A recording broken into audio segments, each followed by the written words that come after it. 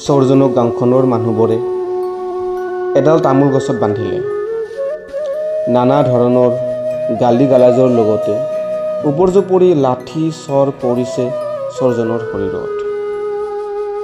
গাৰ কাপোৰ কানি সকলো ফালি চিৰি গৈছে। নাক আৰু মুখেৰে তেজো নিজৰা বৈছে। গাঁওখনৰ মানুহবোৰ ইমানতো শান্ত নাথাকি এইবাৰ চুলি খুৰাই মাৰ ধৰ কৰি চৰজনক গোটেই গাঁওখন ঘূৰোৱাৰ সিদ্ধান্ত ল'লে। কিন্তু এইবোৰৰ প্ৰতি চৰজনৰ অকণো ভূক্ষেপ নাই। এইবোৰ তেওঁ বেছি চিন্তাও কৰি থকা নাই। তেওঁলৈ যে ঘৰত অনাহাৰে তেওঁৰ কণমানি পৰিজনীয়ে বাট চাই আছে, সেইটোৰ চিন্তাহে চৰজনক খুলি খুলি খাইছে।